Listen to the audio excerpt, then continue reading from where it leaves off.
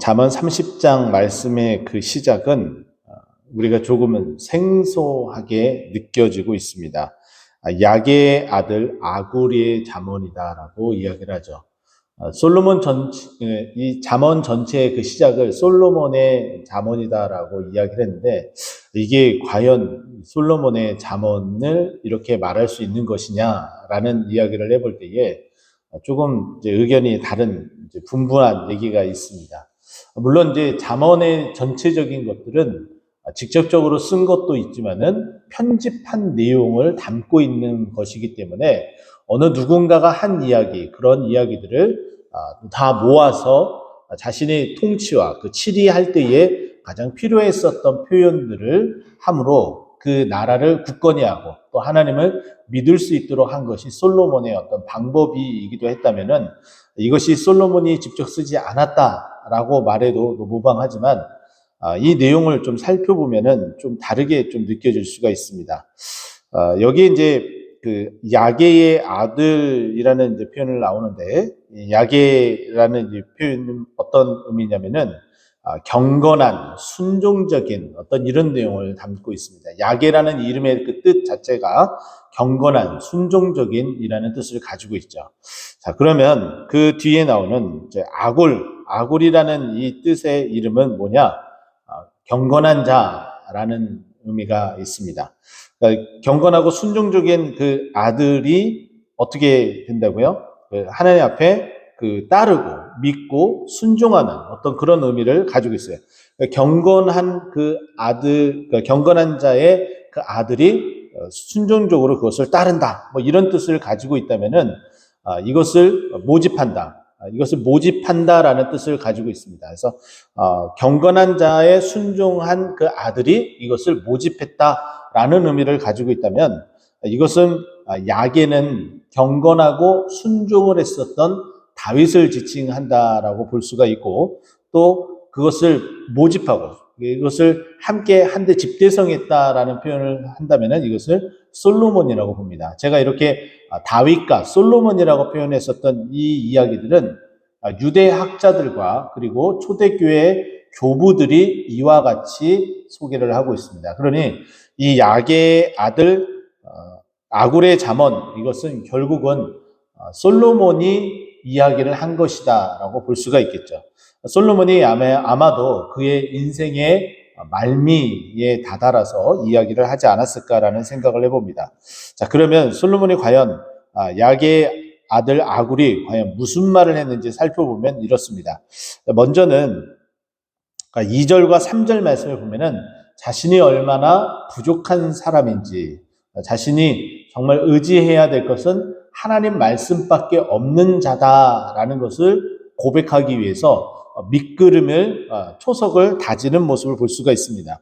그래서 2절 말씀 보니까 나는 사람에게 비하면 짐승이라 내게는 사람의 총명이 있지 않는다. 네, 그만큼 부족하고 어리숙한 사람에 불과하다. 일반적인 사람들의 모습과 별반 다르지 않다라는 것을 이야기를 해줘요.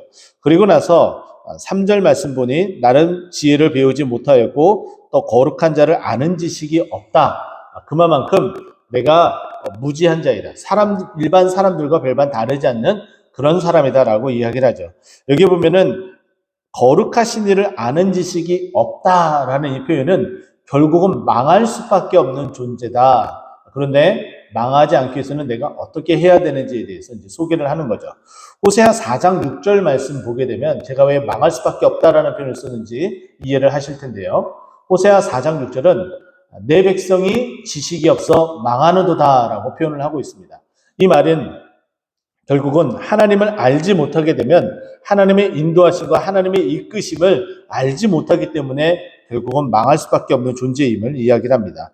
그러면서 하나님이 어떠한 존재인지 4절에 여러 가지 예를 통해서 표현을 하고 있어요. 하늘에 올라갔다가 내려온 자가 누구인지, 또 바람을 그 장중에 모으는 자가 누구인지, 물을 옷에 싼 자가 누구인지, 땅의 모든 끝을 정한 자가 누구인지, 그 이름이 무엇인지, 그 아들의 이름이 무엇인지 너는 아느냐라고 이야기하며 하나님이 어떠하신 분인지, 창조하셨고 모든 것을 다스리고 그리고 모든 것을 통치하시고 그리고 그 이름 스스로 있는 자라는 것을 우리에게 다시 한번 언급해 주면서 이야기를 하죠. 그러면서 하나님을 이렇게 소개하고 나서 그 하나님의 하신 말씀이 과연 우리에게 어떠한 의미가 있는지 이야기를 하죠. 5절 말씀입니다. 하나님의 말씀은 다 순전하다, 버릴 것이 없다, 깨끗하다, 정말 고귀한 부분이다 라는 것을 말하고 있어요. 그러면서 그 하나님을 의지하는 자는 그 하나님께서 어떻게 하신다고요? 방패가 되게 해주신다. 하나님께서 보호해 주신다라고 이야기를 하죠. 그럼 이걸 믿으십니까? 하나님은 여러분들을 도우실 뿐만 아니라 여러분들이 공경에 처해 있고 그리고 마귀 사탄이 여러분들을 공격할 때에 하나님께서 여러분들을 보호해 주시면 날개 아래에 보호해 주신 같이 여러분들을 그 날개로 품에 안으시고 방패로 삼아 주셔서 여러분들이 안전하게 거할 수 있도록 해주신다고 말씀하고 있습니다. 자, 6절 또 말씀 보게 되면 너는 그의 말씀에 더하지 말라. 이 말씀은 신약에서도 하나님의 그 말씀에 가감하지 말라라는 이 표현 가운데에 그대로 녹아져 있죠. 그래서 그가 너를 책망하시고 너는 거짓말하는 자가 될까 두렵다. 하나님의 말씀에 무엇인가를 더하고 첨가하고 하게 되면은 거짓말을 하는 것이고 그리고 그 책망이 그에게로 돌아오기 때문이죠. 그래서 말씀을 전하는 자가 매우 조심해야 되고 또 그 두려운 마음을 가지고 하나님의 마음을 전해야 됨을 이야기를 합니다. 그리고 이와 같은 그 인간, 어리석은 그 인간의 그 삶을 우리가 좀 배워야 되는데 이제는 이제 솔로몬이 그 말미에 무엇을 또 강구하고 있는지 두 가지에 대해서 이야기를 하고 있습니다. 7절부터 9절까지의 내용인데요. 솔로몬이 이렇게 이야기하죠. 내가 두 가지 일을 주께 구하였사오니 두 가지를 구했다고 이야기를 해요. 처음에는 죽기 전에 내가 이것을 거절하지 마시옵소서 간절하게 구하는 어떤 기도라고 볼 수가 있겠죠. 첫 번째 것은 헛된 것과 거짓말을 내게서 멀리 하옵소서 부질없는 것 따라가지 않게 해달라라는 거죠. 결국은 우리가 쫓아가고 힘을 쏟아서 얻어낸 것이 과연 무엇일까? 정말 그것이 나에게 도움이 되는 것이었나? 라고 돌이켜보면은 그렇지 않은 것들이 많은 것을 우리는 알 수가 있습니다. 자, 헛된 것, 부질없는 것, 그것을 따라가지 말고 의미 있는 것, 가치 있는 것, 그것을 따라 살게 하옵소서라고 말씀하는 그 기도와 같다라고 볼 수가 있겠죠. 또 거짓말을 내게서 멀리 하옵소서라는 것은 하나님은 진리입니다. 진실이죠. 거짓이 없죠. 근데 마귀 사탄은 요한복음 8장 44절에 이야기하는 것처럼 거짓의 아비입니다. 우리가 거짓말을 하는 것은 그 마귀 사탄의 아비의 그 모습을 따라가는 거예요. 거짓의 아비의 그 사단의 모습을 따라가는 것이고 하나님을 따라가는 것이 아니라는 거죠. 그런데 우리 주님께서도 말씀하셨죠. 내가 곧 진리요, 길이요, 진리요라고 얘기할 때 그 진리는 진실, true라고 이야기를 합니다. 그러면 우리가 그 거짓 없이 살아가는 것은 예수 그리스도를 따라 살아가는 것. 즉 다시 말해 하나님과 동행하는 삶을 말하고 있습니다. 부질없이 헛된 것, 결국은 아무것도 아닌 것, 그것을 따라가지 말고 의미 있고 가치 있고 그리고 우리에게 구원을 주시는 그 하나님만을 바라보고 따라갈 것을 이야기를 합니다. 그리고 또 한 가지 구하는 것은 우리가 일상생활에 필요한 그런 부분들, 또 물질, 이것이 매우 많이 필요하겠죠.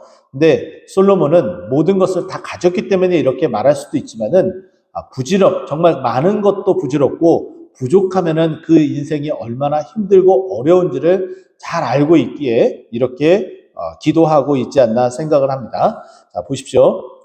8절 말씀입니다. 나를 가난하게도 마옵시고 부하게도 마옵시고 오직 필요한 양식을 나를 먹이시옵소서라고 이야기를 해요. 내게 가장 필요한 것, 부한 것 아닙니다. 근데 또 가난한 것도 아닙니다. 그저 먹을 수 있도록 이 땅에 살아갈 수 있을 만큼만 허락하옵소서라고 이야기를 하죠. 근데 그 이유가 우리가 정말 무릎을 탁 칠 만한 정말 그 내용, 감탄할 내용을 이야기를 합니다.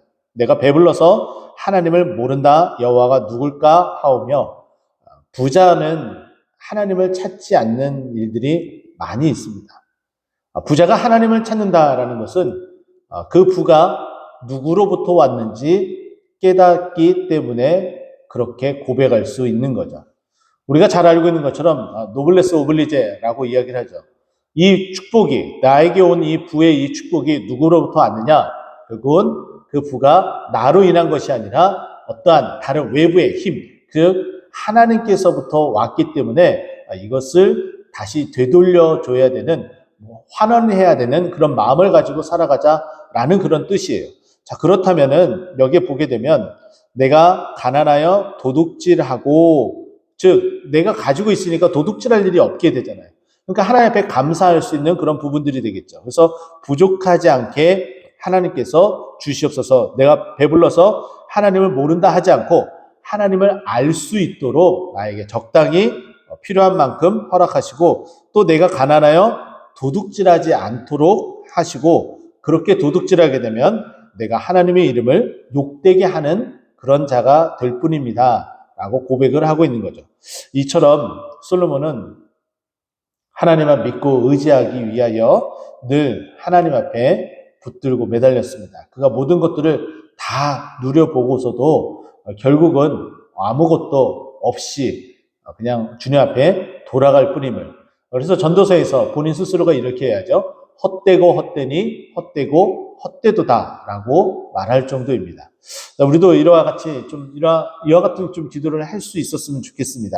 하나님, 저를 가난하게도 마옵시고 부하게도 마옵소서. 오직 나에게 필요한 가장 적당한 주실 만큼 내가 주님을 모른다, 부정하지도 않고, 또 정말 너무 없어서 원망하거나 도둑질하지 않는, 그래서 하나님 앞에 욕이 되지 않는 그런 삶을 살 수 있도록, 나에게 하나님께서 주신다면 하나님의 영광을 위해서 살아갈 수 있도록 하나님 은혜를 베풀어 주시옵소서. 이렇게 고백하는 삶이 되어야 되고, 또 여기에 보게 되면은 하나님을 알지 못하는 2절 말씀 보니 짐승과 같은 모습이다라고 이야기했던 것처럼 하나님을 더욱더 알아가고, 또 하나님을 몰라서 망하는 그런 자가 되지 않도록 은혜 베풀어 주시옵소서라고 고백하는 우리의 인생 되기를 간절히 축원드립니다. 기도하겠습니다.